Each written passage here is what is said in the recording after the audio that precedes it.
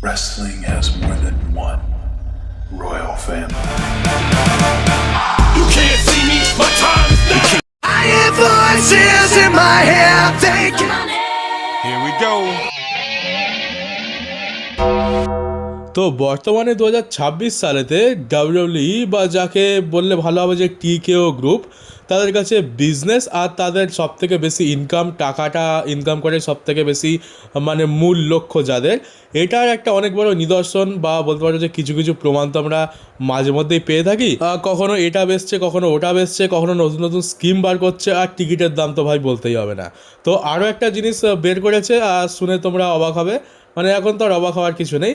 তো এই যে ক্ল্যাশ ইন ইটালি হতে চলেছে রেসলম্যানিয়ার পরে 2-3টে শোয়ের পর, তো সেই ক্ল্যাশ ইন ইটালিতে কী হবে? তো তোমরা জানো যে ইটালির পাস্তা খুব বিখ্যাত, যে ইটালিকে আমরা তার পাস্তার জন্য চিনি, ইটালিয়ান পাস্তা আমরা শুনতে থাকি ইন্টারনেটে। তো এবারে ডাব্লিউডাব্লিউই একটা স্কিম বার করেছে যে ইটালিতে এসে ক্ল্যাশ ইন ইটালিতে তোমরা তোমাদের ফেভারিট রেস্তারদের সাথে বসে পাস্তা খেতে পারবে। আর এটা একটা স্কিম, মানে অ্যাকচুয়ালি টাকা দিয়ে খেতে হবে। মানে হচ্ছে এখানে শুরু হচ্ছে $11,500 থেকে, $11,500, যেটা আমাদের ভারতীয় টাকায় 10,83,000 টাকার মতো। আর এটা থেকে শুধুমাত্র স্টার্ট হচ্ছে, যেমন সুপারস্টারদের ভ্যারাইটি আছে তেমনি দাম বাড়বে। এবার ধরো তুমি কোনো লোয়ার কার্ড রেসলার, ধরে নাও তুমি পেন্টা কিংবা রুসেবের সাথে পাস্তা খেতে চাও, তাহলে ওই 10 লাখের মতো দিতে হবে।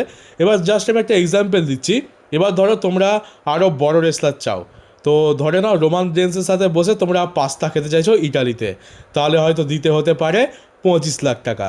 এবার যদি তার থেকেও বড় রেসলার চাও, যেমন ধরে নাও গ্রেটেস্ট অফ অল টাইমদের মধ্যে গ্রেটেস্ট অফ অল টাইম যে ওসো, তার সাথে যদি পাস্তা খেতে চাও তাহলে তোমাকে দিতে হবে 40 লাখ টাকা। কিছুটা এরকম টাইপেরই স্কিমটা সেট করা হয়েছে, আমি জাস্ট এক্সাম্পল দিয়ে বললাম। তো দেখে নাও ভাই, এইভাবেই ডাব্লিউডাব্লিউই কামাচ্ছে। ইটালিতে পাস্তা বিখ্যাত, তো ইটালিতে তোমাদের ফেভারিট রেসলারদের সাথে বসে পাস্তা খাও। আমার তো মনে হচ্ছে যে যদি স্ট্যাপনি ব্যাকওয়ার্ডের সাথে কেউ পাস্তা খেতে চায়, তার তো মনে হয় আর লাখেতে কথা হবে না, তার তো ডাইরেক্ট কোটি থেকেই শুরু হবে, একদম 2 কোটি 3 কোটি থেকেই দাম উঠবে। তো জানি না কে ভাই খেতে চায় এত টাকা দিয়ে সুপারস্টারদের সাথে পাস্তা। আর ঠিক এরকমটা রেসলম্যানিয়ার টাইমেও করেছিল, যে জন সিনার সাথে লাঞ্চ করো, আর দাম রাখা হয়েছিল 50 লাখ টাকা, মানে 50 লাখ টাকা দাও আর জন সিনার সাথে তুমি দুপুরবেলা লাঞ্চ করার সুযোগ পাবে রেসলম্যানিয়ার টাইমে। এরকম আগের বছরে করা হয়েছিল। আর কে করেছে ভাই আমি তো জানি না, আদৌ কোনো কাস্টমার, মানে আদৌ কোনো ফ্যান এত টাকা খরচা করে ডিনার করেছে কিংবা লাঞ্চ করেছে কিনা। তবে এরকম প্ল্যান ডাব্লিউডাব্লিউই কিন্তু বার করতে থাকে। এবার দেখো ভাই, কাদের শখ আছে আর কার টাকা আছে যে পাস্তা খেতে চাইবে তোমরা তোমাদের ফেভারিট রেস্টুরেন্টের সাথে, তো আবার এত বেশি টাকা দিয়ে। বহু মানুষের স্বপ্ন থাকে তাদের চাইল্ডহুড হিরো কিংবা তাদের সবথেকে ফেভারিট রেস্টুরেন্টদের সাথে বসে খাবে, একটা লাঞ্চ করবে, ডিনার করবে, টিফিন করবে, কিন্তু এই স্বপ্নগুলো এখন ডাব্লিউডাব্লিউই টাকা দিয়ে বিক্রি করছে। আবার যত বড় স্বপ্ন, যত বড় রেস্টুরেন্ট, তত বেশি দাম।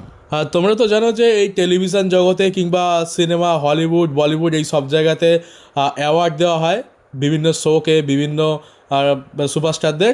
তো এইরকম অ্যাওয়ার্ডই একটা রয়েছে এমি অ্যাওয়ার্ড বলে। তো ওই যে নেটফ্লিক্সের ওপরে ডাব্লিউডাব্লিউ যে আনরিয়াল ডকুমেন্টারিটা রয়েছে, সেইটাকে 3টে অ্যাওয়ার্ডের জন্য নমিনেট করা হয়েছে। আর হ্যাঁ, বলে রাখি এটা কোনো সিনেমার সাথে কম্পিট করছে না, এটাকে স্পোর্টস ক্যাটাগরিতে রাখা হয়েছে। এবার দেখা যাক 3টে অ্যাওয়ার্ডের জন্য নমিনেট তো করা হয়েছে, কিন্তু কটা অ্যাওয়ার্ড পায়, আর আদৌ কোনো অ্যাওয়ার্ড পায় কিনা। কারণ হচ্ছে যে এই আনরিয়াল ডকুমেন্টারিটাকে কিন্তু ফ্যান্সরা খুবই ক্রিটিসাইজ করছে, যে দেখে তো নিচ্ছে, কিন্তু দেখার পরে গুছিয়ে এটাকে গালবন্ধ করা হচ্ছে, কারণ এটার জন্য ডাব্লিউডাব্লিউর ক্ষতি অনেক বেশি হচ্ছে, আমাদের ইন্টারেস্ট একদম কমে যাচ্ছে। আর পরের সপ্তাহে রয়ের জন্য উসোস ভার্সেস ভিশনের মধ্যে ম্যাচ অফিসিয়াল হয়ে গেছে, আর এটা হবে ট্যাগ টিম চ্যাম্পিয়নশিপের জন্য। তো প্রথমে নন টাইটেল ম্যাচ হলো, এবার টাইটেলওয়ালা ম্যাচ হবে। আর অ্যাকচুয়ালি সত্যি বুঝতে পারছি না যে এদের রেসলম্যানিয়াতে করবেটা কি। টাইটেল ম্যাচ এখনই করিয়ে দিচ্ছে, তাহলে রেসলম্যানিয়াতে গিয়ে এরা কী করবে? রেসলম্যানিয়াতে গিয়ে কি আমরা আবার এদের মধ্যে ম্যাচ দেখতে পাবো? আর আমি ভাবছি যে কদিন আগে শুনতে পাচ্ছিলাম যে লোগান পলের সাথে ব্যাড বানির ম্যাচ হবে, তো সেই ম্যাচটাই বা কী হলো? ব্যাড বানির সাথে তো নাকি ডাব্লিউডাব্লিউ কথাও বলছিল, কিন্তু এখন তো কোনো নামগন্ধ পাচ্ছি না। মনে হচ্ছে ব্যাড বানি রাজি হয়নি আর ম্যাচটা ক্যান্সেল করে দেওয়া হয়েছে। আর ব্যাড বানি বলতে মনে পড়লো যে এবারেও সেলিব্রিটিদের রাখার খুবই জোরদার প্ল্যান রয়েছে ডাব্লিউডাব্লিউর। এবারে আমরা আইসো স্পিডকে রেসলম্যানিয়াতে অবশ্যই দেখতে পাবো, কোনো একটা ম্যাচের মধ্যে হতে পারে কিংবা একটা অ্যাপিয়ারেন্সও হতে পারে। লোগান পলের সাথে অ্যাপিয়ারেন্স করেছিল একবার ম্যাচের মধ্যেতেই, সেই র্যান্ডি অর্টন কেভিন ওভেন্স, ওরকম টাইপের কিছু একটা হতে পারে, কিংবা হয়তো কোনো ম্যাচের মধ্যে রেখে দিল, জানি না কী হবে। তবে আইসো স্পিড এটুকু পুরোপুরি শিওর যে রেসলম্যানিয়াতে সে থাকছে, ডাব্লিউডাব্লিউ রিংয়েতে তাকে আমরা দেখতে পাবো। আর এখনও পর্যন্ত তো টম ব্র্যাডিকে ডাব্লিউডাব্লিউ আনার জন্য খুবই উঠে পড়ে লেগেছে, কিন্তু কোনো কনফার্মেশন নেই যে টম ব্র্যাডি আসবে কিনা। জেলি রোল তো একদম কনফার্ম যে সেই রেসলম্যানিয়াতে ম্যাচ লড়বে। তো মোটামুটি 3টে সেলিব্রিটি একেবারে পুরোপুরি কনফার্ম, যার মধ্যে জেলি রোল আর টম ব্র্যাডিকে তো কেউ দেখতে চাইবে বলে মনে হয় না। একমাত্র স্পিডই রয়েছে যাকে ফ্যান্সরা একটু দেখতে চাইবে, কারণ একটু ফানি আর ভালো ভালো মোমেন্ট দিয়েও দেয়। আর কালকেই তোমাদেরকে ব্রক লেসনারের ইন্টারভিউ নিয়ে কথা বলেছিলাম। তো ব্রক লেসনারের ক্যারিয়ারের তো অনেক বড় একটা জিনিস, মানে অনেক বড় একটা অ্যাচিভমেন্ট হচ্ছে যে আন্ডারটেকারের স্ট্রিক ভাঙা। তো ওইটা নিয়ে তাকে জিজ্ঞেস করা যে তুমি এটা নিয়ে কী ফিল করো। তো ব্রক লেসনার বলে যে আমি এটা যখন জানতে পারি খুবই দুঃখ পাই, মানে তারও এটার খুবই চাপ ছিল তার উপরে। সেও আন্ডারটেকারের স্ট্রিকটা ভেঙে খুবই কষ্ট পেয়েছিল, কিন্তু ইমোশন তো সবার সামনে দেখানো যায় না। তবে ব্যাক স্টেজেতে গিয়ে তার খুবই খারাপ লাগছিল। তো এটা সে মনে করে যে তার এটা করা উচিত হয়নি, কিংবা তাকে দিয়ে এটা করানো উচিত হয়নি। তো খুবই স্যাড সে ফিল করছে, কিন্তু কী করবে, ভিন্স ম্যাকম্যান ঠিক করেছে তো করতে তো হবেই। আর ব্রক লেসনারের কথা শুনে এটুকু বুঝতে পারলাম যে কোথাও না কোথাও সেও এটা বিলিভ করতো যে আন্ডারটেকারের এই স্ট্রিকটা কোনোদিনও ভাঙা উচিত হয়নি। আর এই মানডে নাইট ড্রয়ের একটা ফানি ইনসিডেন্ট হয়, যেটা অ্যাকচুয়ালি আমরা তো মানে অন ক্যামেরায় তো দেখানো হয়নি, তবে দর্শকরা এটা ঠিক ক্যাপচার করেছে। তো এলএ নাইট যখন আসছিল ক্রাউডের ভেতর থেকে দৌড়ে ভিজনের ওপর অ্যাটাক করতে, তো খুব স্পিডে দৌড়ে আসে আর সে লাফিয়ে ব্যারিকেড পার হতে যায়, কিন্তু ব্যারিকেডে পা বেঁধে সোজা টাপাস করে নিচে পড়ে যায়। তো ওই ভিডিওটা বেশ ভাইরাল হচ্ছে, সবাই হাসাহাসি করছে, মজাও নিচ্ছে। আর এই যে ক্লিপ, মানে ভিডিওটা তো চালাতে পারছি না, কয়েকটা ফটো রয়েছে তোমরা দেখতে পাচ্ছ। আর রয়ের মতো স্ম্যাকডাউনেরও কিন্তু ভিউয়ারশিপ বেড়েছে যখন থেকে র্যান্ডি অর্টন হিল টার্ন করেছে, আর সব থেকে বেশি ভিউ র্যান্ডি অর্টনের থেকেই আসছে। তো এবার আশা করি পরিষ্কার যে ডাব্লিউডাব্লিউ বুঝতে পারবে যে র্যান্ডি অর্টনের ভ্যালুটা কী। আর এই সমস্ত সুপারস্টারদেরই দরকার যখনই রেটিংস বাড়াতে হবে। আর শুধুমাত্র এই সুপারস্টারদের রাখলেই হয় না, তাদেরকে দিয়ে মেন কাজগুলো করাতে হয়। কারণ রোমানাস র্যান্ডি অর্টন তো আগেও ছিল, শোতেও আসতো, কিন্তু অত বেশি ভিউয়ারশিপ আসতো না। কিন্তু এই যখনই র্যান্ডি অর্টন আর রোমান রেন্স পুরো অ্যাকশানে নেমে গেছে, তখনই কিন্তু ভিউয়ারশিপ বেশি আসছে। তো ফ্যান্সরা এটাই অ্যাকচুয়ালি দেখতে চায়, তাদের ফেভারিট রেসলাররা শুধুমাত্র এখন শো পিস হয়ে রয়ে গেছে, খালি তাদেরকে দেখানো হচ্ছে আর তাদেরকে ঢুকিয়ে রেখে দেওয়া হচ্ছে আবার। কিন্তু তারা যে অ্যাকচুয়ালি রেসলার, তারা যে এই জিনিসগুলোই করার জন্য ফেমাস, সেইটা ডাব্লিউডাব্লিউ ভুলে গেছিলো। র্যান্ডি অর্টনকে দ্য ভাইপার বলা হয়, এপেক্স প্রেডিটার বলা হয়, রোমান রেন্সকে দ্য ট্রাইবাল চিফ বলা হয়, কিন্তু কেন বলা হয় সেটাও মাঝে মধ্যে শোয়ের উপর দেখাতে হয়। এই শুধুমাত্র আমি ট্রাইবাল চিফ রতে এলাম, আমি দ্য ভাইপার স্ম্যাকডাউন এলাম, ওই বলে তো বেশি ইন্টারেস্ট জাগানো যায় না ফ্যান্সদের মধ্যে। আর হ্যাঁ, র্যান্ডি অর্টনের হিল টার্নের পর আমরা যে শেষ যে স্ম্যাকডাউনটা দেখতে পেলাম, তাতে যে ভিউয়ারশিপটা এসছে 1.5 মিলিয়নের কাছাকাছি। শেষ 7 মাসে সব থেকে বেশি রেটিংস হচ্ছে এটাই, সব থেকে বেশি ভিউ এতেই এসছে। মানে শেষ 7 মাস যদি বলো তাহলে প্রায় 2025 সালের অর্ধেকের কাছাকাছি তো চলেই যাচ্ছে। তো তখন থেকে শুরু করে এখনও পর্যন্ত, মানে 2025-এর লাস্টের দিকটা পুরো আর 26-এর শুরুর দিকটা পুরো, এখনও পর্যন্ত সব থেকে বেশি ভিউয়ারশিপ এতেই এসছে। তো বুঝতেই পারছো তোমরা, এটাই হচ্ছে র্যান্ডি অর্টনের হিল টার্নের পাওয়ার। আর রন্ডা রাউজির সিচুয়েশান নিয়ে অনেকে কনফিউজ তো হয়ে রয়েছে যে রন্ডা রাউজি অ্যাকচুয়ালি কী হবে। তো দেখো, নিউজ এমনটা এসেছিলো যে Ronda Rousey just one time appearance করছিল এইডাব্লিউতে, কারণ তার একটা MMA ফাইট আছে সামনেতে। তোমাদেরকে ওই ফাইটটার ব্যাপারে বলেওছিলাম, নেটফ্লিক্সের ওপরে আসছে, তো সেইটাকেই প্রমোট করতে এসেছিলো। তবে রন্ডা রাউজি এবারে তার একটা ভিডিও এখানে পাবলিশ করা হয়েছে। তো সেখানে আমরা দেখতে পাচ্ছি যে রন্ডা রাউজি ব্যাক স্টেজেতে কীরকম সময় কাটাচ্ছে, কিংবা তার মেকআপ করা হচ্ছে, তাকে রেডি করা হচ্ছে। এই দেখতে পাচ্ছ উইল অসপ্রের সাথে মারিনা স্যাফিয়ার আর রন্ডা রাউজি গল্প করছে, কথা বলছে। তো এটা আমি ওখান থেকে স্ক্রিনশট নিয়েছি। আর রন্ডা রাউজিকে জিজ্ঞেস করা হয় যে তোমার এই অ্যাপিয়ারেন্স যেটা হলো এইডাব্লিউতে, এটা নিয়ে তুমি কী বলতে চাও। তো রন্ডা রাউজি বলে যে ফাক ইউ TKO। তো মানে এটা তো সেই আমার মতো অবস্থা হয়ে গেল, আমি যাই বলি না কেন ঘুরে ফিরে সেই জেউসোর ঘাড়ে গিয়েই পড়ে। আর রন্ডা রাউজি যাই করুক, ঘুরে ফিরে সে তীরটা ডাব্লিউডাব্লিউর পেছনেই মারে।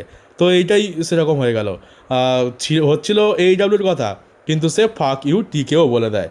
তো এটাই বলতে চাইছি যে এইডাব্লিউ TKOর থেকে বেশি ভালো, TKO যা হাল করে রেখেছে আর দেখার মতো নয়। তো এইডাব্লিউ একদম বেস্ট। আর সে এটাও বলে দেয় যে এইডাব্লিউ হচ্ছে অ্যাডাল্ট রেসলিং ভার্সান, আর ডাব্লিউডাব্লিউ হচ্ছে ওই বাচ্চাদের, মানে ডাব্লিউডাব্লিউ তো বাচ্চারা দেখে, বড়রা হচ্ছে এইডাব্লিউ দেখে। রন্ডা রাউজি এইডাব্লিউকে ডাব্লিউডাব্লিউর অ্যাডাল্ট একটা ভার্সান বলেছে। তো এবার তোমরা জুনিয়র ডাব্লিউডাব্লিউ আর সিনিয়র ডাব্লিউডাব্লিউ বলতে পারো। এইডাব্লিউ এখন উচ্চ লেভেলে চলে গেছে, আর ডাব্লিউডাব্লিউতে তো আজকাল মানে হ্যাঁ দেখতে তো পাই না, মানে বাচ্চাদের মতোই করে দিয়েছে। লড়াই করা হবে না, রেসলারদের দিয়ে লড়াই করানো যাবে না, তেমন কোনো স্টোরি লাইন নেই, বাচ্চাদের মতোই, শুধুমাত্র বাচ্চাদেরই এই শোগুলো দেখতে ভালো লাগবে। কিন্তু যারা হার্ডকোর রেসলিং ফ্যান, যারা তাগড়া স্টোরি লাইন আর সেরকম লেভেলের ম্যাচেসও চাও, তাদের জন্য AEWটাই এখন বেস্ট। আর অ্যাকচুয়ালি দেখতে গেলে রন্ডা রাউজি খুব একটা ভুল কিছু বলেনি। এই আজকের AEWতে যেগুলো হচ্ছে এগুলো কিন্তু আমরা পুরোনো WWE দেখতে পেতাম। আবার ধীরে ধীরে আমাদের এই মডার্ন যুগ এলো, টাকলার হাতে পড়লো আর সব শেষ হয়ে গেল। আর যারা পুরোনো WWE ফ্যান্সরা রয়েছে তারা যে ফরম্যাটটা পছন্দ করতো সেই ফরম্যাটটাই এখন AEWতে আমরা দেখতে পাচ্ছি। আর সেই জন্যই বহু পুরনো ফ্যান্স রয়েছে যারা WWE থেকে AEWতে শিফট করে গেছে, কারণ WWE এখনকার যুগের এই ধরনের শো তাদের আর হজম হয় না।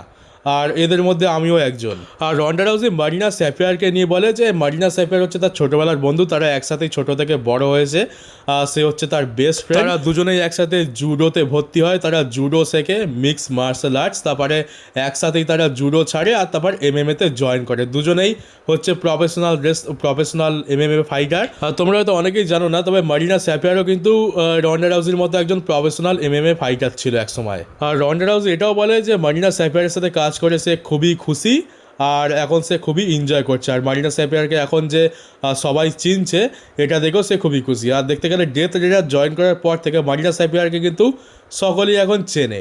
তো রন্ডা রাউজি এই জন্যই তার জন্য খুবই হ্যাপি ফিল করছে। তো রন্ডা রাউজির কথাবার্তা থেকে একটা জিনিস তো পরিষ্কার যে WWE-তে তাকে আমরা হয়তো আর জীবনে কোনো দিন দেখতে পাবো না, সে WWE-কে প্রচণ্ড হেট করে। আর আরেকটা জিনিস কনফার্ম যে AEWতে তাকে ভবিষ্যতে আমরা আরও দেখতে পাবো। আর AEW ফ্যান্সদের বলে রাখি যে আজকের সকালে AEW ডায়নামাইট হয়েছে আর খুব ধামাকাদার শোই হয়েছে। আর ওটার রিভিউ ভিডিও এই ভিডিওটা আসার কিছুক্ষণ পরে আসবে, সকালবেলা টাইম পাইনি বানানোর, তাই এখনই দুটো ভিডিও বানাচ্ছি। তো তোমরা ওয়েট করো, আর কিছুক্ষণের মধ্যে AEW রিভিউ ভিডিও আসছে। আর আজকের ফাইনাল নিউজ রয়েছে দ্য রককে নিয়ে। দ্য রক WWE-তে রিটার্ন করতে চলেছে এমনটা ফ্যান্সরা বিলিভ করছে। আর যখনই কোডি রোডসের স্টোরি লাইন রেসলম্যানিয়ার ধারের কাছে আসবে আর যখনই কোডি রোডসের ওপর কেউ হিল টার্ন করবে তার সাথে রক অটোমেটিক যোগ হয়ে যায়। আমরা ব্যাক স্টেজেতে প্রায় দেখতে পাচ্ছি যে রকের এরকম দেখানো হচ্ছে যে কোনো একটা ট্রাক কিংবা দিয়ালেতে রকের ফটো লাগানো কিংবা সাঁটানো রয়েছে। তো আগের বারে তো যখন টিজ হয়েছিল তখন জন সিনা আর স্টোন কোল্ড স্টিভ অস্টিনকে দেখতে পেয়েছিলাম। আর অ্যাকচুয়ালি জন সিনা আর স্টোন কোল্ড স্টিভ অস্টিনেরই আসার কথা ছিল রেসলম্যানিয়াতে, আর স্টোন কোল্ডের জায়গায় আমরা আন্ডারটেকারকে দেখতে পাই। তো এরকম রেসলম্যানিয়ার টাইমে টিজ হচ্ছে। আর প্রত্যেকবারের মতো এবারেও বলা হচ্ছে যে র্যান্ডি অর্টনের পেছনে নাকি রক রয়েছে। র্যান্ডি অর্টন রকের কথা মতো এইসব করছে। র্যান্ডি অর্টন আসলে রকের সাথেই ফোনে কথা বলে। তো জানি না কতটা সত্যি ভাই, এখনও তোমরা রকের আশা রেখেছো। রক যদি আসে ওটা ডেফিনেটলি অনেক বড় সারপ্রাইজ। আমরা সকলে ইমাজিন তো অনেক কিছুই করতে পারি, কিন্তু বাস্তবটা হচ্ছে যে রক যে WWE-তে আবার ফিরে আসবে এটাই এখন অসম্ভব ব্যাপার, একটা খুবই মুশকিল। তো যদি সত্যিই দেখতে পাই যে র্যান্ডি অর্টনের পেছনে রক রয়েছে তো ডেফিনেটলি অনেক বড় একটা টুইস্ট চলে আসবে। কিন্তু ভাই দেখো তো আমরা হচ্ছি ভুক্তভোগী, 2-3 বছর ধরে তো দেখছি। তো আমি বলবো যে না না, অত আশা রাখার দরকার নেই। হবে, হ্যাঁ, যদি রক হয় তো খুব ভালো, কেভিন ওভেন্স হলেও ঠিক আছে, টেডি ডিবিয়াসি জুনিয়র হলেও ঠিক আছে, কোনো ব্যাপার না, র্যান্ডি অর্টন একাই যথেষ্ট। আর এমনও কিছু ভাবার নেই যে টাকলা আমাদের খুব ভালো চায়, সে আমাদের উপকার করার জন্য রেসলম্যানিয়াতে সত্যি যাও করে রকের হাতে পায়ে ধরে রককে নিয়ে চলে আসবে। তো টিজ প্রত্যেকবার হয়, এবারেও হচ্ছে। ব্যাকস্টেজে আমরা অনেক কিছুই দেখতে পাই যার কোনো মাথা মুন্ডু থাকে না। আর এটাও তার মধ্যেই একটা হতে পারে, বা আরও একটা গেম হতে পারে যে ইচ্ছা করে রককে দেখানো হচ্ছে বারবার, যাতে আমরা এটা বিলিভ করি যে হ্যাঁ রক সত্যিই আসছে, জাস্ট রেসলম্যানিয়ার হাইপ বাড়ানোর জন্য। আর এমনি তো টিকিটটাও তো বিক্রি করতে হবে, তাহলে একটা বড় নাম তো চাই। তো রককে যদি ব্যাক স্টেজেতে একটা ফটো দেখিয়েই যদি আমরা টিজ করতে পারি, ফ্যান্সদের যদি একদম পাহাড়ের মাথায় তুলে দিতে পারি, তাহলে কেন করবো না সেটা। আর তার উপরে আমরা তো প্রায় প্রত্যেক দিনই একটা না একটা উদাহরণ পেয়ে যাচ্ছি যে টিকেও টাকার জন্য কী কী করতে পারে। আজকে শুরুতেই তোমাদের ইটালিতে পাস্তা খাওয়ার ঘটনাটা বললাম। তো আমি তোমাদেরকে এটাই বলবো যে না, অত বেশি আশা রাখার দরকার নেই, অত বেশি বিশ্বাস করারও দরকার নেই। এটা একটা বিজনেস ট্যাকটিক হতে পারে। আর যদি সত্যি রক আসে ওটা আমাদের জন্য সারপ্রাইজ বা বোনাসও বলতে পারো। ওরকম সারপ্রাইজ আমরা হয়তো 10 বছরে একটা দেখতে পাই। আগের বছর যেখানে রকের সত্যি আসার কথা ছিল একদম 100% কনফার্ম, সেখানেই দেখতে পেলাম না। আর এখন তো দেখতে গেলে রকের তেমন কোনো দরকারই নেই এই স্টোরি লাইনেতে, র্যান্ডি অর্টন একাই যা করার করে দিচ্ছে। তো এখন বা কী বা এক্সপেক্ট করবো আমরা। আর তো চলো গাইজ, ভিডিওটা এখানেই শেষ করি। কেমন লাগলো কমেন্ট বক্সে অবশ্যই জানিও। নতুন হয়ে থাকলে চ্যানেলটাকে সাবস্ক্রাইব করে নোটিফিকেশন বেলটিকে অন করে দিও, আর পারলে ভিডিওটাকে শেয়ারও করে দাও। তো চলো দেখা হচ্ছে পরবর্তী একটা নিউজ ভিডিওতে।